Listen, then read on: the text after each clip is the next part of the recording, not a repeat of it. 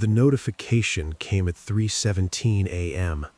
My phone buzzed on the nightstand, vibrating just enough to pull me out of a shallow sleep. I groaned, reaching for it without opening my eyes. At first, I assumed it was a glitch, another false alert from the security camera I'd installed a few weeks earlier. It happens sometimes. A passing car, a cat, wind moving the branches too close to the lens. But when I finally looked at the screen, my chest tightened. Motion detected, front door camera. I sat up instantly. I lived alone in a small house on a quiet street. No roommates, no pets, no reason for motion at my front door at 3 in the morning. I tapped the notification, waiting for the live feed to load, my heart already beginning to race. The screen flickered. Then it showed my front porch. At first, I didn't see anything unusual. The porch light was off, the area illuminated only by the faint glow of the street lamp. The welcome mat lay flat, the door was closed. Everything looked normal. I almost laughed, telling myself I was being paranoid. Then I noticed the timestamp. The alert was 12 minutes old. Confused, I rewound the footage. The video started with an empty porch. Then, a few seconds in, something shifted at the edge of the frame. Slowly, deliberately, a figure stepped into view. The person wore dark clothing, their face hidden beneath the hood of a jacket. They didn't rush, they didn't sneak. They walked up to my door like they belonged there. I watched, frozen, as the figure stood directly in front of my door. They didn't knock, they didn't ring the bell. They just stood there, head slightly tilted, as if listening. I felt my stomach drop. The person leaned forward and tried the doorknob. It didn't open. For a moment, they stayed completely still. Then they reached into their pocket and pulled something out. I leaned closer to my phone, dread spreading through my chest. A key. They tried it once, then again. It didn't work. The figure stepped back, looking straight at the camera. Even though I couldn't see their face, I felt like they were staring directly at me. Then, slowly, they raised a hand and adjusted the camera, tilting it slightly downward. My breath caught. They knew exactly where it was. The footage ended a few seconds later when the motion stopped. My hands were shaking. I checked the live feed again. The porch was empty. No sign of the person, no movement. Just my front door, unchanged, hiding everything that had almost happened. I slid out of bed quietly, grabbing my phone and locking my bedroom door behind me. I didn't know where the person was now. They could still be nearby, watching, waiting. I opened the camera app and checked the backyard feed. Empty. The side yard, nothing. Then I checked the indoor cameras. The hallway camera loaded first. My heart nearly stopped. The angle showed my hallway clearly, the same hallway leading from the front door to my bedroom. And at the very end of the frame, near the front door, I could see something that hadn't been there earlier. The door was slightly open. I stared at the screen, my mind refusing to process what I was seeing. I knew I had locked that door. I always did. It was a habit, something I never forgot. The camera timestamp showed the door had been opened 7 minutes ago. That's when another alert came through. Motion detected, living room camera. I didn't move. I didn't breathe. The footage loaded slowly, painfully slowly. The living room was dark, illuminated only by the light from the hallway. The camera angle showed the couch, the coffee table, and the space near the front door. And then I saw it. A shadow moved across the floor. It wasn't fast. It wasn't frantic. It moved with purpose, stretching unnaturally along the wall. Whoever it was knew the layout of my house. They stepped carefully, avoiding noise, staying just out of direct light. I pressed my hand over my mouth to keep from making a sound. The person stepped fully into view. They were closer now, close enough that I could see the texture of their jacket, the scuffed soles of their shoes. They paused near the couch, tilting their heads slightly, as if listening for something. For me. I realized then why the alert had come so late. The camera hadn't malfunctioned. They had disabled the notifications. The The footage timestamp confirmed it. The system had been manually paused for several minutes before being reactivated. Whoever this was knew exactly what they were doing. They didn't want me to be alerted right away. They wanted a head start. The living room camera went dark. Not the feed, the camera itself. It had been turned off. I didn't think. I didn't hesitate.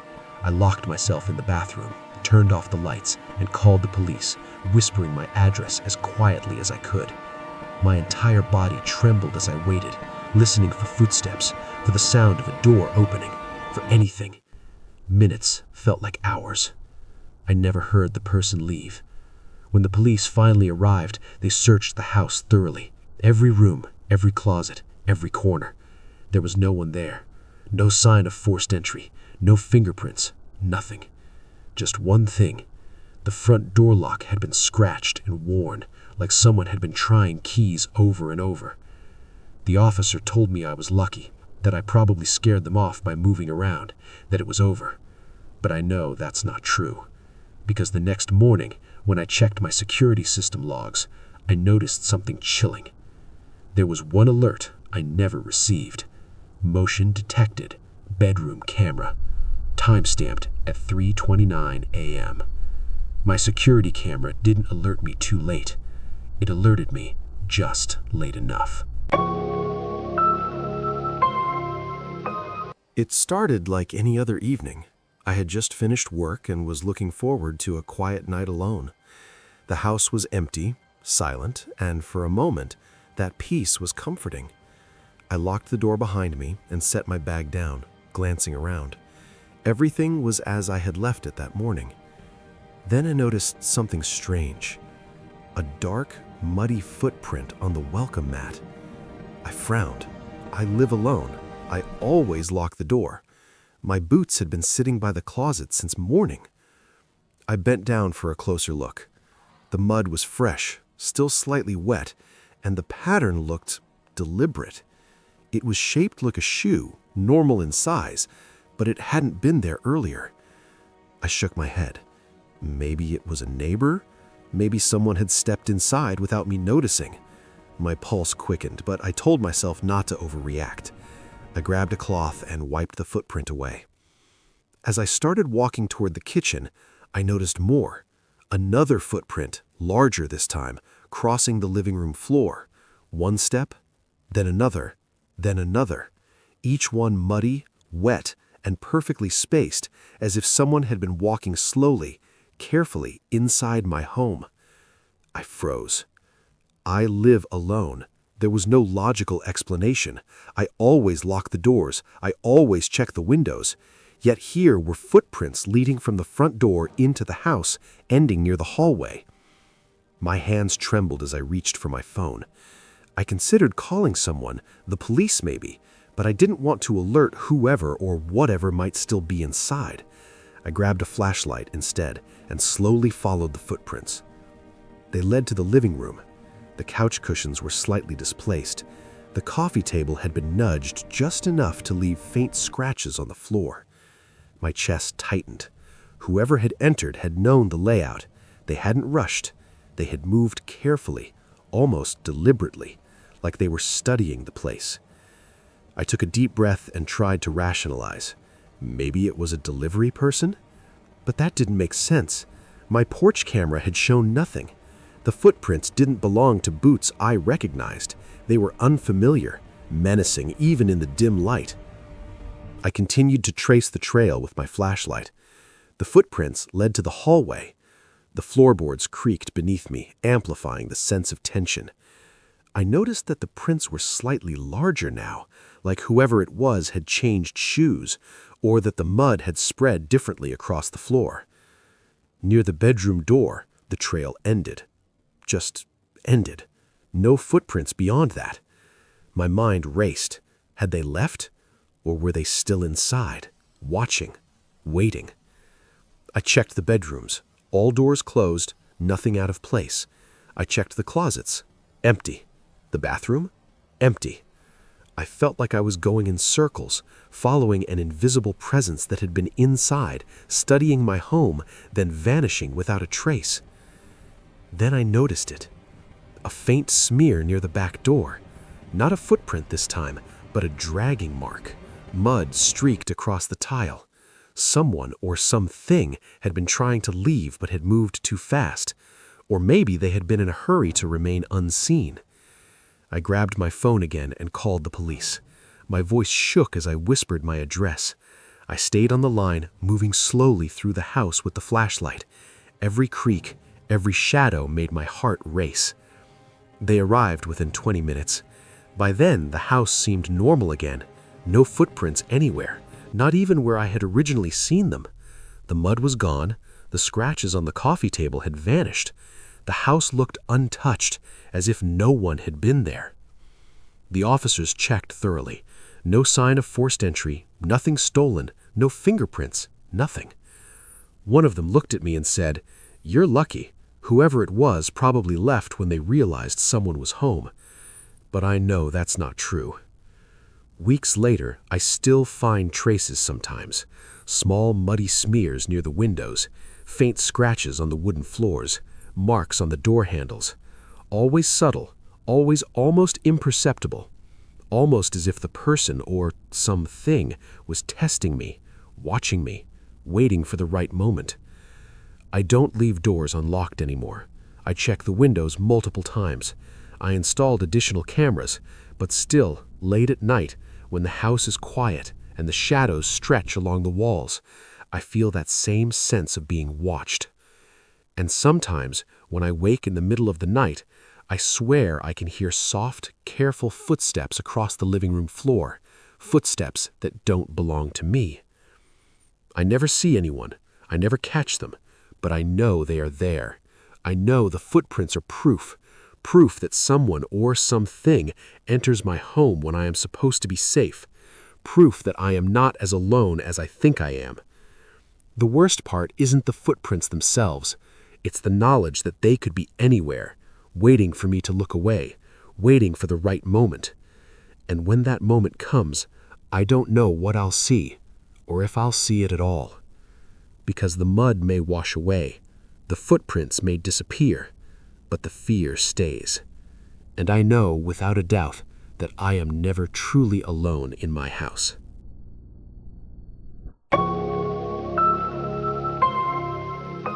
It was almost midnight when I first heard it. A soft, deliberate knocking at the front door. Slow, measured, repeated in a rhythm that made my stomach clench. At first, I thought it was a neighbor, or maybe someone delivering a package, but the street was silent, empty. The kind of quiet that presses against your ears and makes even the faintest sounds echo. I glanced at the clock, 11:57 p.m. I was home alone. My roommates were out of town. I lived in a small suburban house that I thought I knew inside and out, but that night, something felt off. I peered through the peephole. Nothing. No one. The porch was empty. The dim light above the door didn't reveal a shadow, just the welcome mat, still clean, still flat. I shrugged, telling myself it was the wind, maybe a branch tapping the door. I turned to go back to the living room, but the knocking came again, louder this time, more insistent. I froze. It wasn't possible. The door was locked, always locked. I never left it open. No one should have been able to knock like that without a key. A cold dread settled in my chest. I considered calling someone, the police, maybe a friend, but my phone was in the kitchen, just out of reach. And even if I called, what could they do? By the time anyone arrived, whoever it was could be long gone. The knocking continued, steady, methodical. I crept toward the door, hand trembling as I reached for the lock. Then I heard it. Another knock. But this one didn't come from the front door. It came from inside the house.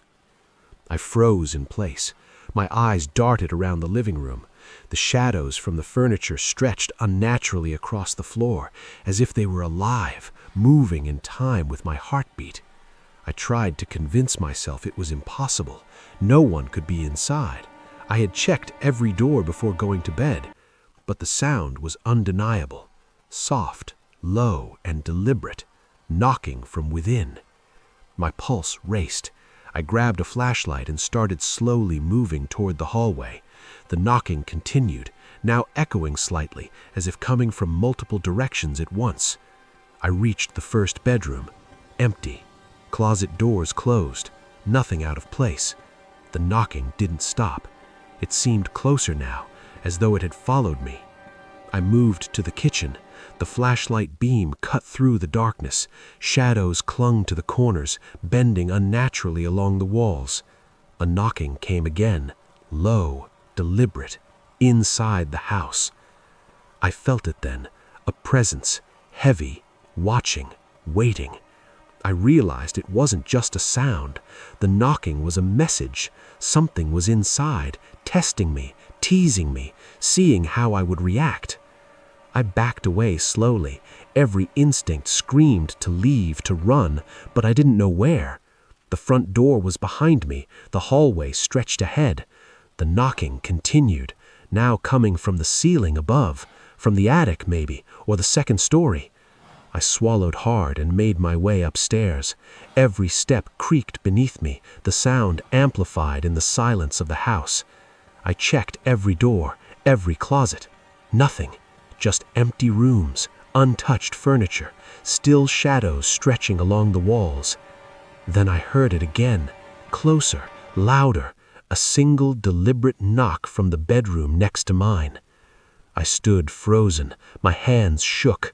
I wanted to open the door, to see what was inside, but a deeper instinct told me not to. Whatever was in this house didn't want to be seen. It wanted to be feared. I stayed frozen in the hallway, listening. The knocking paused. Silence. Then a faint shuffle, a movement, something shifting in the room. My flashlight flickered. Shadows danced wildly across the walls, bending unnaturally, almost like they had a mind of their own. I tried to speak, to call out, but my voice caught in my throat. The knocking started again, this time soft, almost like it was moving closer to me through the walls themselves. My heart raced, sweat dripped down my forehead. I ran to the living room and grabbed my phone, dialed 911, hands shaking. I whispered my address, barely audible. I stayed on the line, flashlight in hand, listening. Every corner, every shadow seemed alive. Minutes passed like hours. The knocking never stopped. Sometimes it seemed far away, sometimes right behind me. The operator assured me help was coming, but the sense of dread didn't lessen. By the time the police arrived, the knocking had stopped.